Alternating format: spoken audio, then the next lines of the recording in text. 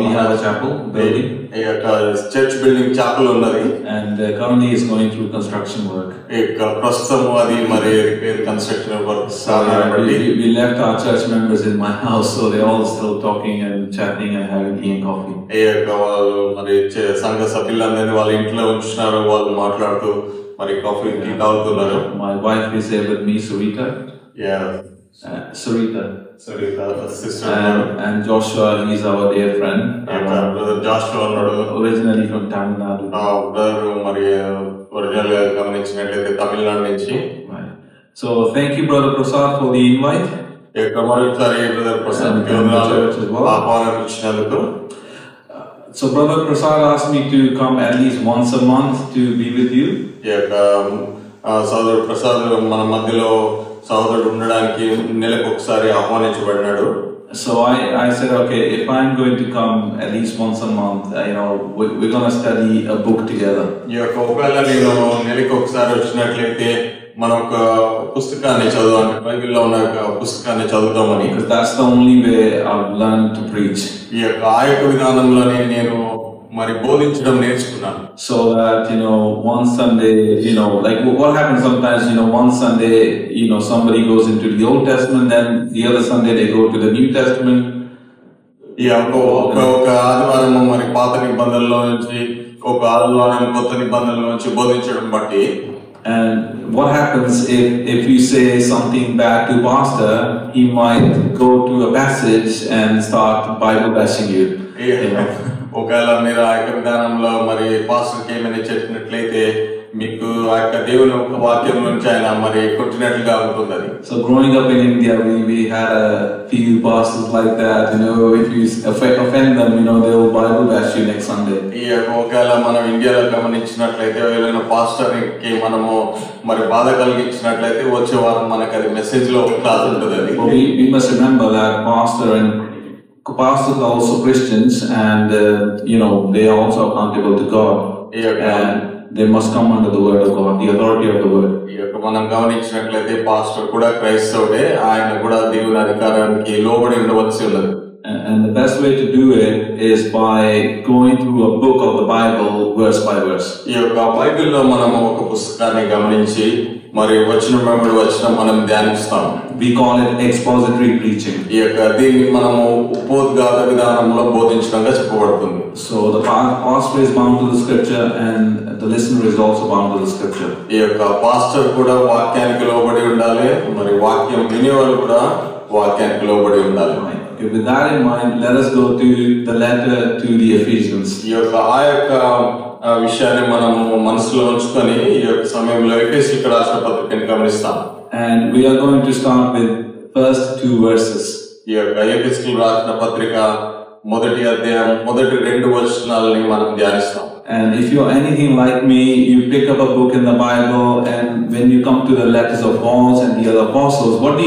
You skip over these verses, right? ఈ యొక్క మనం ఎప్పుడైతే బైబిల్ని గమనించి చదువుతుంటామో, పౌలు ఈ యొక్క పత్రికలు వచ్చినప్పుడు మనం వాటిని మరి తప్పేసుకుంటూ ముందుకు వెళ్తుంటాం. We want to go straight into the second chapter. ఈ యొక్క మనము నేరుగా 2వ అధ్యాయానికి వెళ్ళే వారుగా ఉంటాం. We want to stay in these two verses. అయితే మనము ఈ యొక్క వాక్య ధ్యానం నిమిత్తమై 2 వచనాలను మనం గమనంలో ఉంచుకుంటాం. Now imagine receiving a letter from a far friend. ఈ యొక్క గమనించండి, మనము దూర ప్రదేశం నుంచి ఒక లెటర్ మనకు వచ్చింది అనుకో. I know we live in the age of internet. Nobody writes letter anymore. ఇప్పుడు మనమైతే ఇంటర్నెట్ యుగంలో ఉన్నాము, ఎవరు కూడా ఇప్పుడు లెటర్లు రాయరు. But back in the day, maybe in the 90s and the 80s, I remember my dad lived in the UK, and so my dad used to live here, and he used to write letters to my mother who was back home. ఈ యొక్క మరి 1980-90 సంవత్సరాల్లో మనం గమనించినట్లయితే సహోదరుడి యొక్క తండ్రి ఈ దేశంలో ఉండేవాడు, మరి ఆయన వాళ్ళ మదర్ కి ఉత్తరాలు రాసేవాడు. So, and not only father, but any friend, you used to receive letters from somebody you knew very well. ఈ యొక్క ఎవరైతే మీకు బాగా తెలిసిన వాళ్ళ నుంచి కూడా మీకు మరి యొక్క లెటర్లు వచ్చేగా ఉంటాయి. Now imagine receiving a letter. ఈ యొక్క గమనించండి, మరి యొక్క ఉత్తరాన్ని మనము పొందుకున్నప్పుడు do you just open the letter and start reading the letter, the content inside the letter? ఈ యొక్క మీరు ఉత్తరం చూసిన వెంటనే ఆ ఉత్తరంలో ఏమున్నదో చూస్తారా? or you look at the sender who sent you the letter, ఈ యొక్క లేకపోతే ఈ యొక్క ఉత్తరం ఎవరు పంపించారో చూస్తారా, and you want to see from which country the letter is coming from, లేకపోతే ఏ దేశం నుంచి ఆ లెటర్ వస్తుందో చూస్తారా. and then you want to know, if you live in a big family, then you want to know who is this letter for. ఈ యొక్క ఒకవేళ మనం పెద్ద కుటుంబంలో ఉన్నట్లయితే ఈ యొక్క ఉత్తరం ఎవరికి రాయబడిందో దాని గురించి, is it for my mother and father? If it's for them, then it's fine, I don't have to pay the bills or whatever. ఒకవేళ అది మరి నా తల్లిదండ్రులకి అయితే నేను మరి వాళ్ళకి ఇస్తాను, వాళ్ళే దానికి చెల్లాల్సిన వారే దానికి చెల్లించాల్సిన వేళ చెల్లిస్తారు. If the letter is on my name, I want to see, who's writing this letter and what's inside the letter, right? ఒకవేళ అది నాకే రాయబడి ఉంటే దానిలో ఏమున్నదో ఆ యొక్క అంశం ఏందో నేను చూడాలి. So you want to think about the sender of the letter. ఈ యొక్క మనము ఆ యొక్క ఉత్తరం పంపించే వారి గురించి And you ఆలోచిస్తాము. want to think about the recipient of the letter. అంతేకాకుండా ఉత్తరం ఎవరైతే పొందుకున్నారో వారి And గురించి then you కూడా want to ఆలోచిస్తాము. think about the content of the letter. అంతేకాకుండా ఈ యొక్క ఉత్తరంలో ఏం రాయబడి ఉందో విషయాన్ని కూడా మనం So who's the sender of this letter? ఈ యొక్క ఉత్తరాన్ని ఎవరు పంపించినారో Is the Apostle Paul. ఈ యొక్క అపోస్తలుడైన పౌలు. Because it says in verse number 1, ఈ యొక్క మొదటి వచనంలో మనం గమనించినట్లయితే Paul, an apostle of Christ Jesus by the will of God. ఈ యొక్క దేవుని చిత్తం వలన క్రీస్తు యేసు అపోస్తలుడైన పౌలు. And the second thing we see is, who is the recipient of this letter? ఈ యొక్క రెండో విషయం మనం గమనించినట్లయితే ఎవరికి ఈ యొక్క ఉత్తరం రాయబడింది? It says to the saints who are in Ephesus ఎఫెసీలో ఉన్న పరిశుద్ధులకు and are faithful in Christ ఈ Jesus. యొక్క క్రీస్తు యేసునందు విశ్వాసులైన వారికి శుభమని చెప్పి రాయబడింది. And then Paul gives his first greeting. ఈ యొక్క మొట్టమొదటి ఆ యొక్క శుభాన్ని అక్కడ పౌలు And he says to చెప్తున్నాడు. them, grace to you and peace from God our Father and the Lord Jesus Christ. ఈ యొక్క మన తండ్రి అయిన దేవుని నుండి ప్రభువైన యేసుక్రీస్తు నుండి మీకు కృపయు సమాధానం కలుగును గాక. So now we want to think about these two things. Who is Apostle Paul? ఈ యొక్క మనం రెండు విషయాలను గమనిస్తాము. మొట్టమొదటిగా అపోస్తలుడైన పౌలు అంటే ఎవరు? We read in the book of Acts that Paul was a persecutor of the church. ఈ యొక్క మనము అపోస్తల కార్యాలను మనం గమనించినట్లయితే పౌలు మరి సంఘాన్ని హింసించిన వాడిగా We ఉన్నాడు. learn about him in Acts chapter 9. ఈ యొక్క అపోస్తల కార్యాలు 9వ అధ్యాయంలో మనం ఆయన And గురించి how he was ravaging the church. ఈ యొక్క ఆయన సంఘాన్ని ఏ విధంగా మరి హింసించినాడో, How he was imprisoning all the people of the church. ఈ యొక్క సంఘస్థుల్ని చెరసాలలో ఏ విధంగా పెట్టినాడో, And he was pursuing the people of the church, Christians. ఈ యొక్క ఆ యొక్క మరి సమయంలో ఆయన సంఘస్థులను బాగా హింసించినట్టుగా చూడగలం. And then we know what happened to him. ఈ యొక్క దాని తర్వాత ఆయనకి ఏం జరిగిందో మనం గమనించుతాం. The Lord met with him on the road to Damascus. ఈ యొక్క దమస్కుకు వెళ్లే మార్గంలో మరి ప్రభు ఆయన కలుసుకున్నట్లుగా చూడగలం. And the Lord opened his eyes by blinding his eyes. ఈ యొక్క ఆయన యొక్క కళ్ళు గుడ్డి కళ్ళుగా చేసి ఆయన యొక్క కళ్ళు తెరవజేసినట్లుగా చూడగలం. He could not see anything. ఈ యొక్క ఆయన ఏది చూడలేకపోయినాడు. And the Lord spoke to him that day. ఈ యొక్క దేవుడు ఆ యొక్క దినాన ఆయనతో మాట్లాడినాడు. And he says, Saul, Saul. ఈ యొక్క సౌలా సౌలా. And he says, who are you, Lord? ఈ యొక్క ఆయన నువ్వెవరు ప్రభు అని అడుగుతున్నాడు. He said, this is Jesus Christ whom you are persecuting. ఇక నేను యేసుక్రీస్తుని ఎవరినైతే నువ్వు హింసిస్తున్నావు అని. Because if the body is in pain, the head is hurting, right? ఈ యొక్క ఎందు గురించి అంటే శరీరానికి శ్రమ కలిగితే మరి తలకి నొప్పి తెలుస్తుంది. And the Lord told him to go to certain man named Ananias. ఈ యొక్క దేవుడు ఆయనకి చెప్పినాడు ఒక వ్యక్తి దగ్గరికి వెళ్ళమని, అనని అనే వ్యక్తి దగ్గరికి. I can't remember the name. I think it was Ananias, but I may be wrong. ఈ యొక్క I tried to download my notes. Actually, I have no internet here, so I'm just going without notes. ఈ యొక్క మరి సోదరుడు అయితే notes రాసుకున్నాడు. అయితే ఇప్పుడు మనకి నోట్స్ బట్టి చెప్పట్లేదు కానీ ఆయన నేర్చుకున్నదని చెప్తున్నాడు. But that's okay. That's fine. So he met with the Lord met with him. The Lord tells him, go to this man, and when he has prayed for you, you will receive your sight. ఈ యొక్క మరి దేవుడు ఎప్పుడైతే ఆయన కలుసుకున్నాడో, ఆయన ఎప్పుడైతే దేవుడు కలుసుకున్నాడో, నువ్వు ఈ యొక్క అననీయ దగ్గరికి వెళ్ళు, మరి తర్వాత సంగతులు చెప్పబడుతున్నాయని. Now some people say because he is now known as Paul, he changed his name after becoming a Christian. People say that because Saul is no longer called Saul but Paul, people think that because he became a believer, he changed his name to Paul. ఈ యొక్క అనేక మంది ఈ విధంగా అనుకుంటున్నారు, సౌలుగా పిలువబడట్లేదు, సౌలు క్రైస్తవుడు అయిన కారణాన్ని బట్టి పౌలుగా పిలువబడుతున్నాడు. But that's not the case. అది నిజం కాదండి. Paul was his Roman name. ఈ యొక్క పౌలు ఆయనకి సొంత పేరు. So some of us have two names, right? ఈ యొక్క మనలో కొంతమందికి రెండు పేర్లు ఉంటాయి. Family name and friends call us some other name. ఈ యొక్క మనల్ని ఇంట్లో పేరుతోటి Paul was his official Roman name. ఈ యొక్క మనల్ని ఇంట్లో కొంతమంది మరి బయట పేరుగా పిలుస్తుంటారు. Because people were very scared of him in churches, ఈ యొక్క పౌలు రోమియోలకు ఉన్న దానిలో ఆయన సొంత పేరుగా ఉన్నది. he decided to go with this Roman name. ఈ యొక్క రోమ పేరు కలిగిన పేరుతో ఆయన ముందుకు వెళ్ళాలని కోరి ఉన్నాడు. But he still kept his Jewish name, which is Saul. ఈ యొక్క ఆయన అయినప్పటికీ ఆయనకి యూదా పరంగా వచ్చిన యొక్క సౌలు అనే పేరుతోటే కొనసాగినాడు. And we know that he was a scribe, he was a scholar. ఈ యొక్క మనం తెలుసును పౌలు మరి శాస్త్రిగా ఉన్నాడు. Philippians chapter 3 talks about that. ఈ యొక్క Chapter 3, yes. ఫిలిప్పీయులకు రాసిన పత్రిక 3వ అధ్యాయం మనకు ఆ విషయం తెలియజేస్తున్నది. And he says in Philippians chapter 3, ఫిలిప్పీయులకు రాసిన పత్రిక 3వ అధ్యాయము, this is the testimony of Paul. ఇది పౌలు యొక్క సాక్ష్యంగా ఉన్నది. And he says, I will just read a few verses so you get the gist of it. So if you think about verse number 5, ఈ యొక్క 3-5 వచనం నుంచి మనం గమనించండి. he says, circumcised on the 8th day of the people of Israel, the tribe of Benjamin, a Hebrew of Hebrews to the law, a Pharisee to as to the zeal, a persecutor of the church, as to righteousness under the law blameless. ఈ యొక్క 8వ దినమందు సున్నతి పొందితిని, ఇశ్రాయేలు వంశం వాడిని, బెన్యామీను గోత్రంలో పుట్టి హెబ్రీయుల సంతానమైన హెబ్రీయుడిని, ధర్మశాస్త్ర విషయము పరిశీలనై ఆసక్తి. And then verse number 7 says, 7వ వచనము, but whatever gain I had, I counted as loss for the sake of Christ. Indeed, I count everything as loss because of the surpassing worth of knowing Christ Jesus my Lord.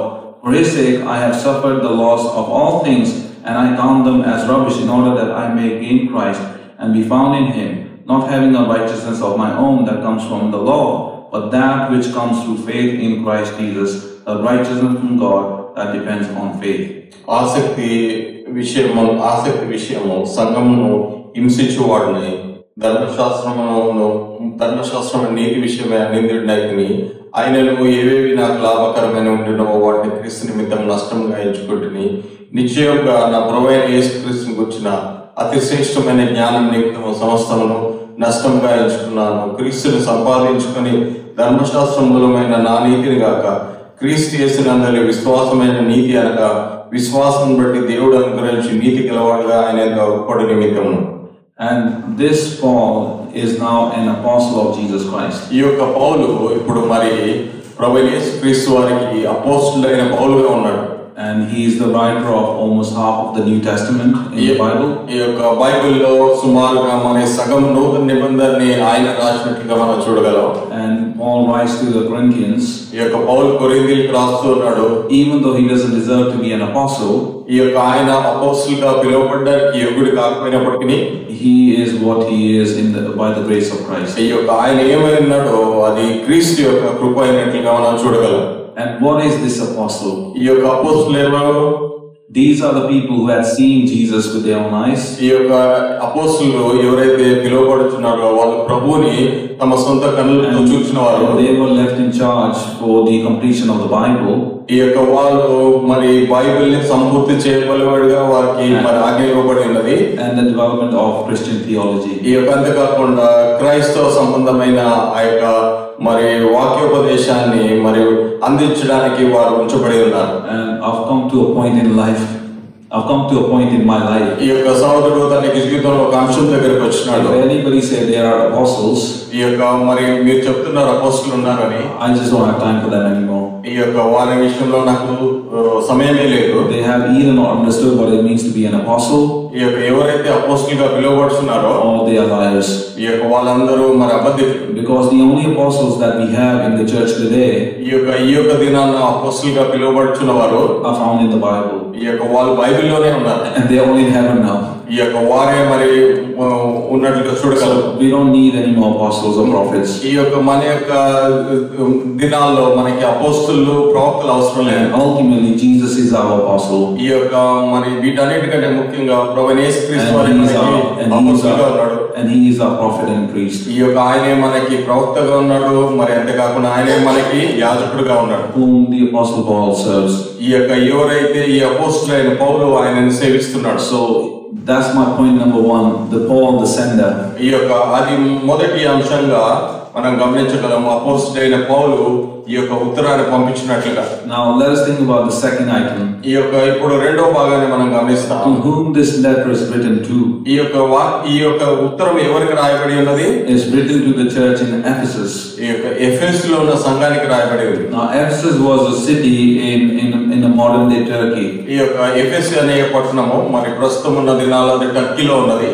And it was heavily heavily involved in idolatry. ఈ యొక్క అది మరి గమనించినట్లయితే ఎక్కువ మట్టుగా విగ్రహాలతో నింపబడి ఉంది. Learn about this city in Acts chapter 19. ఈ యొక్క అపోస్తల కార్యాలు 19వ అధ్యాయంలో మనం చూడగలం. When the apostle and his comrades they go into the city. ఈ యొక్క ఎప్పుడైతే అపోస్తలుతో ఉన్నవారు మరి ఈ యొక్క పట్టణానికి వెళ్ళారో, and they start visiting the Jewish people in the city. ఈ యొక్క మరి ఆ యొక్క ప్రదేశంలో యూదులు ఉన్న ప్రదేశాన్ని వాళ్ళు దర్శించున్నారు. And these people met in synagogues. ఈ యొక్క ప్రజలు మరి ఈ యొక్క సమాజ మందిరాల్లో కూడినప్పుడు, and Paul and his friends they began preaching the gospel to them. ఈ యొక్క పౌలు యొక్క స్నేహితులు మరి వారికి సువార్తను ప్రకటించినట్లుగా చూడగలరు. And just like India, ఈ యొక్క ఇండియాలో ఉన్న విధానంలో, if you go preach the gospel in towns where there are so many Hindus, serving in their temples and making idols. ఈ యొక్క మనం ఇండియాలో వెళ్ళి మరి ఎక్కడైతే చాలా మరి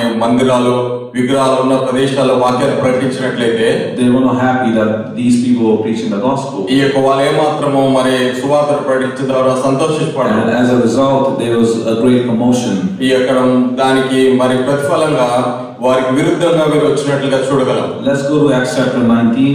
ఈ యొక్క దయచేసి గమనించండి, అపోస్తల కార్యాలు 19వ అధ్యాయము and verse number. Okay, I need to find verse number because I haven't got my notes.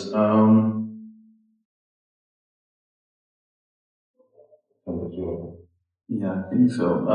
Where there's a great is the God is on 23. Yeah. So yes, yeah. So verse number 23 to verse number 24. About that time there arose no little disturbance concerning the way. The way means Christianity. They call at this moment Christianity has not been labeled as Christianity or Christians. So people, whoever was a follower of Jesus Christ, he was known as the people of the way. ఈ యొక్క మనము ఆ యొక్క దినాల్లో క్రైస్తవులని ప్రత్యేకంగా లేదు.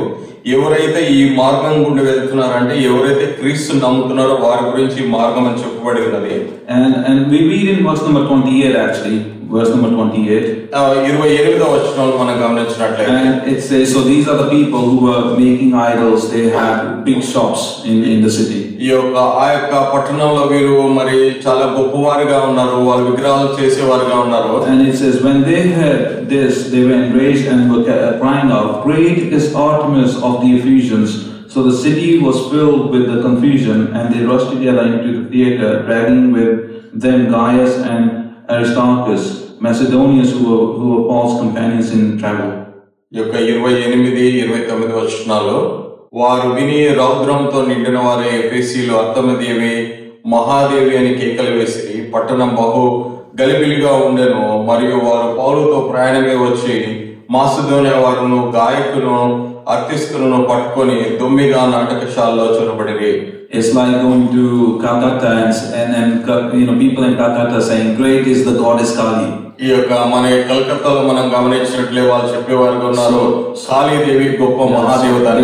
Goddess Artemis, she was a deity, well revered by the Ephesians. ఈ యొక్క ఎఫెసీయులకి ఈ యొక్క ఆర్తమీ దేవి మహాదేవిగా ఉన్నట్లుగా చూడగలం. And they hated the word of God. ఈ ఈ యొక్క వారు దేవుని యొక్క వాక్యాన్ని ఎంతగానో అసహించుకున్న వారుగా చూడగలం. Because when Jesus comes in the city, ఈ యొక్క ఎప్పుడైతే ప్రభువైన యేసుక్రీస్తు వారు ఆ యొక్క పట్టణంలోకి వచ్చినాడో their business are in danger of shutting down. ఈ యొక్క ఇది గురించి అంటే వారి యొక్క వ్యాపారము మరి డేంజర్ లో ఉన్నది, ప్రమాదంలో ఉన్నది, వారు మూయవలసి ఉంది. Because our God is a living God. ఎందు గురించి అంటే మన యొక్క దేవుడు జీవం గల దేవుడు. We don't worship dead idols. ఈ యొక్క వారు మరి విగ్రహాల వంటి వారు కాదు. And dead idols means darkness. ఈ యొక్క విగ్రహాలు అని అంటే దానికి అర్థం వారు అంధకారంలో ఉన్నారని అర్థం. And the Bible says the light comes from heaven. ఈ యొక్క బైబిల్ ఈ విధంగా చెప్తుంది వెలుగు అనేది పరలోకం నుంచి వస్తుంది. And the darkness cannot comprehend it. ఈ యొక్క మరి ఈ యొక్క దానికి విరుద్ధంగా ఈ యొక్క చీకటి ఉన్నట్టుగా చూడగలం. But it can definitely fight the light that we have in us. ఈ యొక్క ఆ యొక్క చీకటి మనలో ఉన్న యొక్క వెలుగుతో పోరాడేదిగా ఉన్నట్లుగా చూడగలం. And this city had a big stadium. ఈ యొక్క పట్టణంలో గొప్ప మరి స్టేడియం ఉన్నట్లుగా చూడగలం. They used to do sports. ఈ యొక్క ఎక్కడైతే మరి ఈ యొక్క ఆటలు ఆడేవారుగా ఉన్నారో. And the Bible says they dragged Paul and Gaius and other friends of his into this theater. ఇక్కడ మనం గమనించినట్లయితే పౌలుతో కూడా గాయకును అర్తిస్తును పట్టుకొని ఈ యొక్క నాటకశాలలో వాళ్ళు చూడబడినట్లుగా చూడగలం. And they made spectacle of them by beating them up. ఇక్కడ మనం గమనించినట్లయితే అక్కడ వారిని తీసుకొని వచ్చి వారిని కొట్టినట్లుగా మనం చూడగలం. But then, Paul and his friends, they persevered and they continued to preach the gospel. పౌలు యొక్క మరి స్నేహితులు మరి వారు హింసించబడినప్పటికీ వారు సువార్తను ప్రకటించినట్లుగా చూడగలం. And as a result, the church was planted. ఈ యొక్క ఆ యొక్క దానికి ఫలితార్థంగా సంఘం అక్కడ నాటబడినట్లుగా చూడగలం. And the fellowship began to meet and to worship the Lord Jesus Christ and to evangelize the city. ఇక్కడ మనం గమనించినట్లయితే దీని ఫలితార్థంగా అక్కడ విశ్వాసులు ఏర్పడ్డారు, వారు సహవాసం కలిగి ఉన్నారు, వారు ప్రభువుని ఆరాధించినట్లుగా చూడగలం. But then you read about Ephesians again in Revelation chapter 2. ఈ యొక్క మరి రెవల్యూషన్ ప్రకటన గ్రంథం 2వ అధ్యాయంలో కూడా ఈ యొక్క ఎఫెసీయుల గురించి మనం చదవగలం. And this is the first letter out of 7.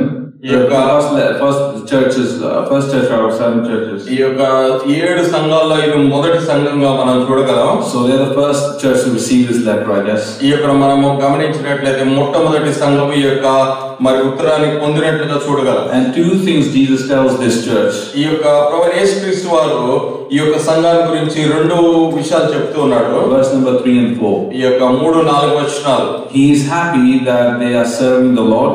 ఈ యొక్క వారు ప్రభువుని సేవిస్తున్నందుకు ఆయన సంతోషంగా ఉన్నాడు. But he is not happy that they have forgotten their first love. ఈ యొక్క వారు మొదటి ప్రేమని విడిచిపెట్టిన కారణాన్ని బట్టి వారి విషయంలో ఆయన సంతోషంగా లేడు. Verse number 3 reads like this. ఈ యొక్క 3వ వచనం ఈ విధంగా చదవబడింది. I know you are enduring patiently and bearing up for my name's sake, and you have not grown weary. నీవు సహనం కలిగి నా నామం నిమిత్తము భారం భరించి అలయలేదని నేను ఎరుగుదును.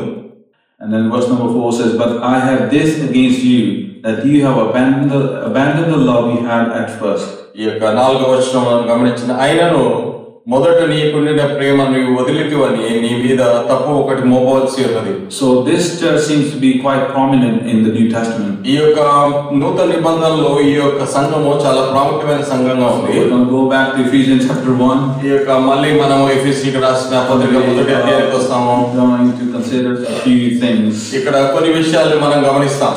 So there was a church that received the grace of Christ. ఇక్కడ మనం గమనించినట్లయితే ఒక సంఘము ఉన్నది. ఆ యొక్క సంఘము some of these people were idol worshippers. ఈ యొక్క సంఘము మరి దేవుని యొక్క కృపను బట్టి ఆరంభించబడింది. Worshipping this goddess called Artemis. ఈ యొక్క ఆ యొక్క ఎఫెసీయులు ఇంతకు మునుపు ఆర్తెమిదేవిని వారు పూజించేవారిగా ఉన్నారు. But now they have made peace with Jesus Christ. అయితే ఇప్పుడు వారు దేవునితో సమాధానం కలిగిన కారణాన్ని బట్టి because they have received the saving grace from their Lord and Savior. ఈ యొక్క వారు ప్రభువైన యేసుక్రీస్తు నుంచి ఆ యొక్క రక్షణ అయిన కృపను వారు పొంది ఉన్న కారణాన్ని బట్టి. So point number 1, who is this letter from? ఈ యొక్క మొదటి అంశము ఈ యొక్క ఉత్తరం ఎవరి నుంచి వచ్చింది? And point number 2 is who is this letter to? ఈ యొక్క రెండో అంశము ఈ యొక్క ఉత్తరం ఎవరికి రాయబడి ఉన్నది? And now the third and the final thing is what is in this letter? ఈ యొక్క మూడో అంశము ఈ యొక్క ఉత్తరంలో ఉన్న సంగతి ఏంటి అసలు?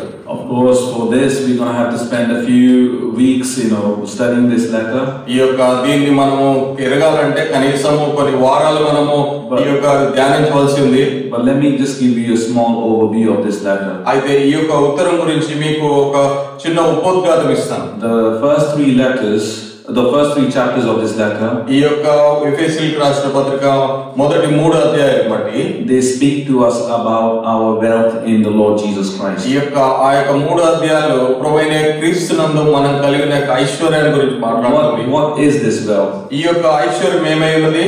It is the doctrinal truth of the word. ఈ యొక్క మరి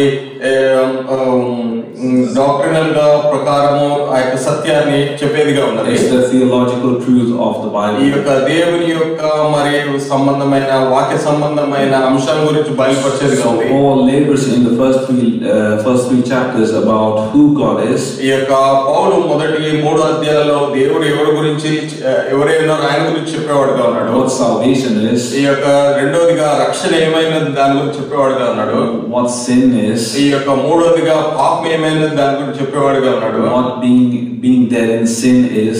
ఈ యొక్క మనము ఆ యొక్క పాపంలో జీవించడం బట్టి ఉండే ప్రతిఫలం గురించి చెప్పేవాడుగా ఉన్నాడు. How someone is made alive in the Lord Jesus Christ. ఈ యొక్క దాని తర్వాత మరి క్రీస్తునందు ఏ విధంగా బ్రతికించబడడం దాని గురించి చెప్తున్నాడు. How the preaching of the word is essential to the growth of the church. ఈ యొక్క దేవుని యొక్క వాక్యము మరి సంఘ క్షేమాభివృద్ధి సంఘం ఎదగడంలో ఎట్టి విధమైన పాత్ర పోషిస్తుందో చెప్తున్నాడు. How fellowship is key to the life of the believers. ఈ యొక్క విశ్వాసి యొక్క జీవితంలో ఈ యొక్క సహవాసం అనేది ఎంత ప్రాముఖ్యంగా చెప్తున్నాడు.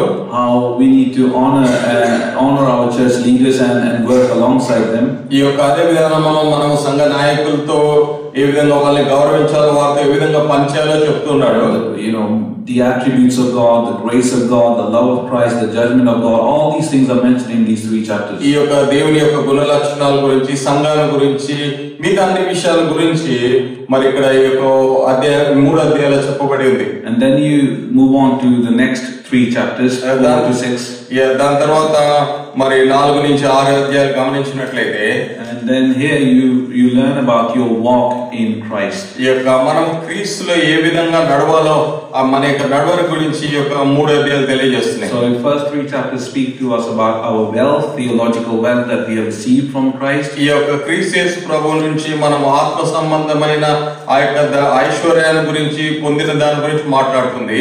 The treasure that will never perish. ఈ యొక్క ఏదైతే ఐశ్వర్యం ఉన్నదో ఎప్పుడు మరి నాశనం అయిపోయే ఐశ్వర్యం కాదు. Then the next 3 chapters speak about our walk in Jesus Christ, how we ought to live for the sake of Jesus. ఈ యొక్క మిగతా 3 అధ్యాయాలు మనం క్రీస్తు ఏ విధంగా నడవాలి మన యొక్క నడక గురించి ఆ యొక్క అధ్యాయాలు చెప్తున్నాయి. And the only way we learn about these 2 truths ఈ యొక్క మనం ఒకటే విధానంలో మనం ఈ యొక్క 2 సత్యాలను నేర్చుకోగలం is by knowing the grace of Jesus Christ. ఈ యొక్క అదేంటంటే ప్రభువైన యేసుక్రీస్తు వారి యొక్క కృపని గురించి తెలుసుకోవడమే. And that's how Paul writes in verse number 2.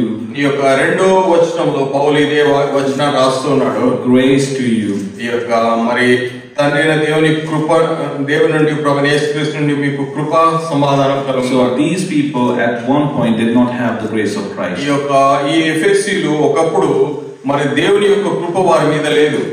Like yourselves, maybe you have come from different religions, different background, but now you follow the Lord Jesus Christ. ఈ యొక్క నీ జీవితంలో కూడా నువ్వు ఇంతకు మునుపు క్రీస్తుని ఎరగక మునుపు వేరే విధాలైన మతాల నుండి వచ్చినావు. అయితే ఇప్పుడైతే క్రీస్తు యొక్క కృపని కలిగి ఉన్నావు. There was a time in your life when you did not love Jesus. ఈ ఒకానొక సమయంలో నీ యొక్క జీవితంలో నువ్వు ప్రభువైన యేసుక్రీస్తుని ప్రేమించలేదు. Maybe your family member came to you with the Bibles, an evangelist came to you and spoke to you about the gospel, but you kept rejecting them. ఈ యొక్క నీ యొక్క ఇంటి వారు లేకపోతే సువార్తికుడు నీ దగ్గరికి వాక్యాన్ని తీసుకుని వచ్చినప్పుడు నువ్వు దాన్ని తృణీకరిస్తూ వచ్చి ఉండవచ్చును. But the Bible says when the right time comes, ఈ యొక్క బైబిల్ ఈ విధంగా చెప్తుంది సరైన సమయం వచ్చినప్పుడు on that appointed time, ఈ యొక్క ఆ యొక్క నియమించబడిన సమయం వచ్చినప్పుడు the Holy Spirit opens our eyes and hearts. ఈ యొక్క పరిశుద్ధాత్మ దేవుడు మన యొక్క కళ్ళని మన యొక్క హృదయాన్ని తెరిచేవాడుగా ఉన్నాడు. And then we speak to our Christian neighbors. అప్పుడు మనము క్రైస్తవ మరి పొరుగువారితో మాట్లాడేవారిగా ఉన్నాం. How come I didn't know these things before? ఈ యొక్క ఇంతకు ముందు ఈ యొక్క సంగతులు నేను ఎందుకు తెలుసుకోలేదు? I understand this now. ఇప్పుడు ఈ యొక్క సత్యాన్ని నేను ఎరిగి ఉన్నాను. Well, the truth is simple. ఈ యొక్క ఏదైతే సత్యం ఉన్నదో చాలా సామాన్యమైనగా ఉన్నది. Look at chapter number 2. ఈ యొక్క 2వ అధ్యాయాన్ని గమనించండి. And verse number 1 to 4. ఈ యొక్క 1 నుంచి 4 వచనాలు. 2వ అధ్యాయం 1 నుంచి 4 వచనాలు. Let's read first 3 verses.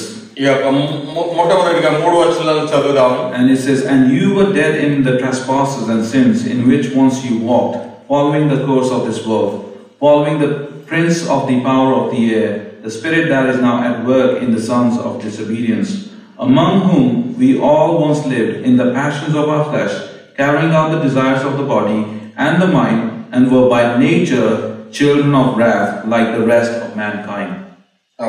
మొదటి 3 వచనాలు 2వ అధ్యాయము.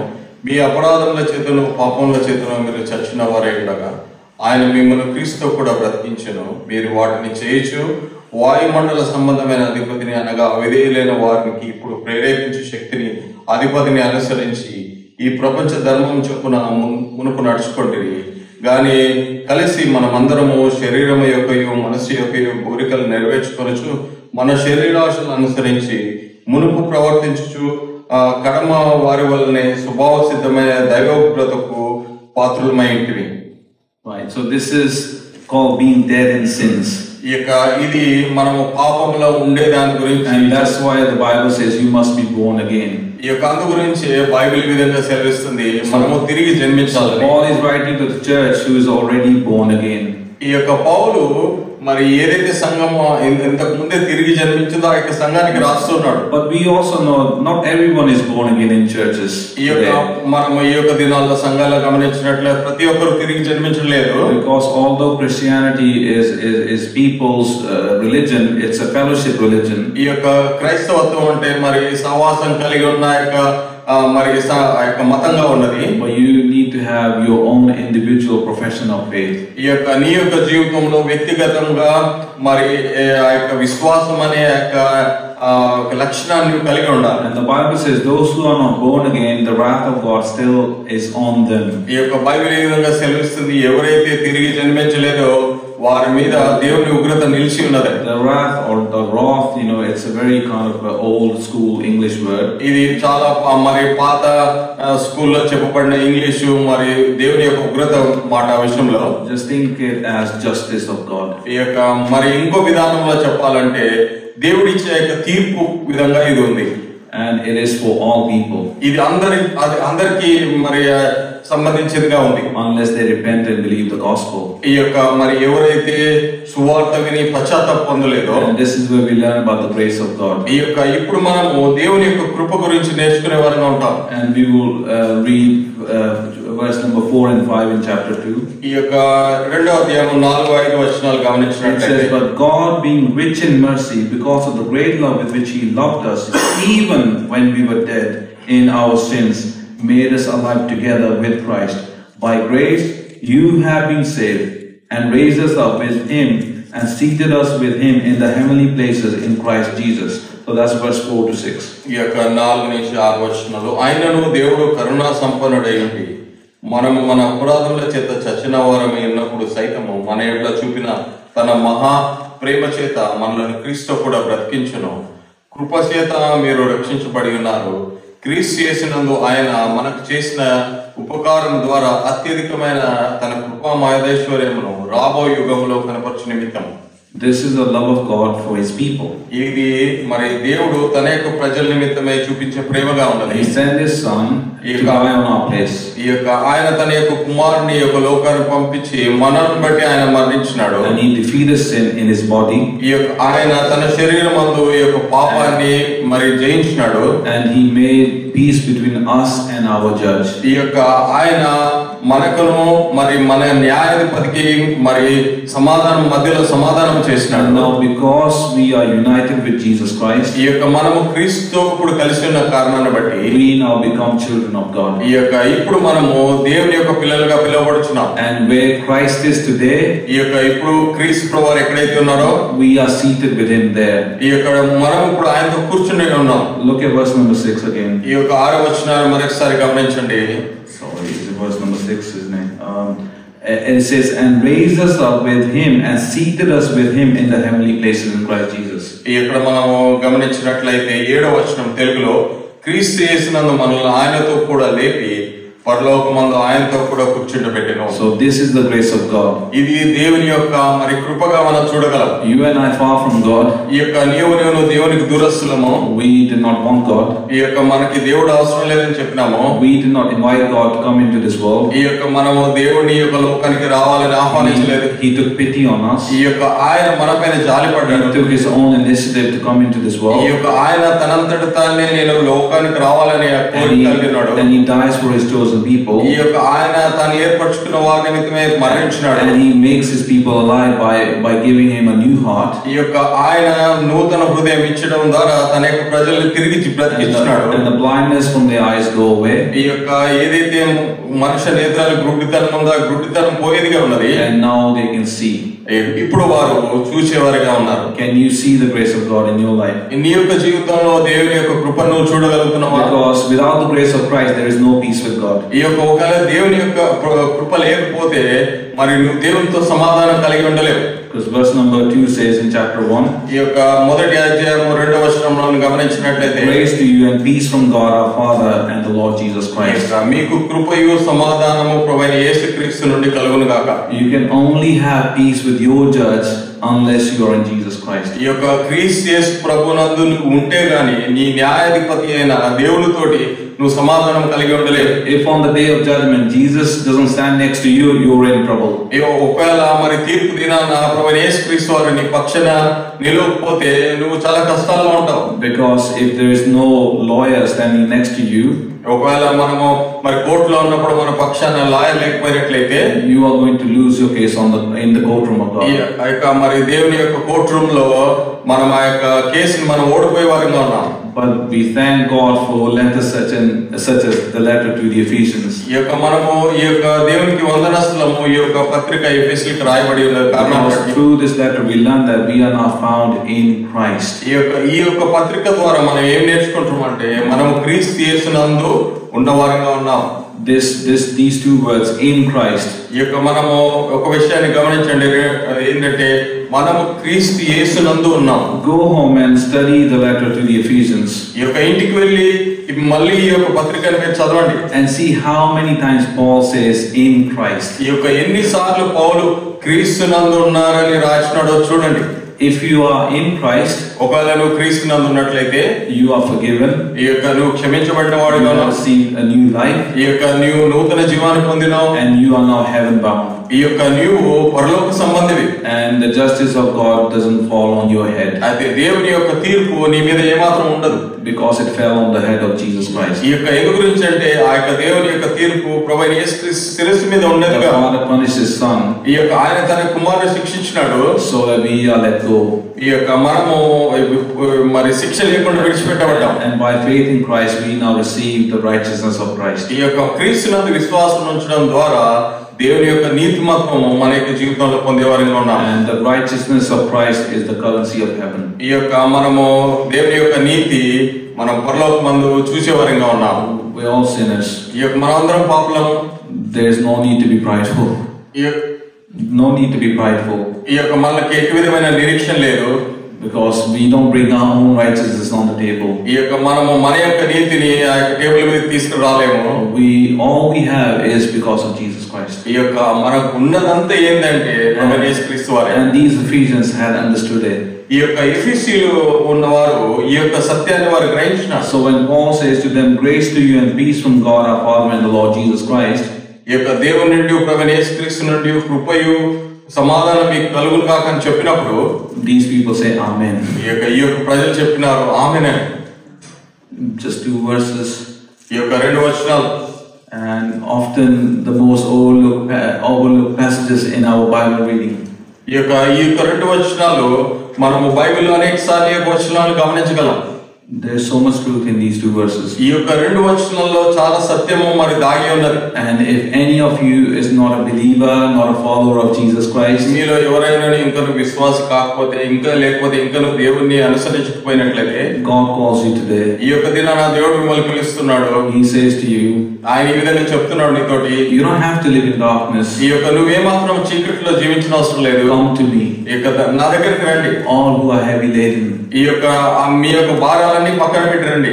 I will give you rest. ఈ యొక్క నేను మీకు మరి సమాధానం ఇస్తాను. These people have found rest. ఈ యొక్క వారి యొక్క జీవితాల్లో సమాధానం విశ్రాంతిని దేవుడు ఇచ్చిన వాడుగా ఉన్నాడు. And by the grace of Christ, we also have found our rest. ఈ యొక్క మన యొక్క జీవితాల్లో కూడా దేవుని కృపను బట్టి ఇటు విధమైన సమాధానాన్ని మనం పొందినాం, విశ్రాంతిని పొందినాం. May the Lord bless the preaching of His word. ఈ యొక్క దేవుడు ఈ విధమైన బోధని దీవించును గాక. Amen. ఆమేన్.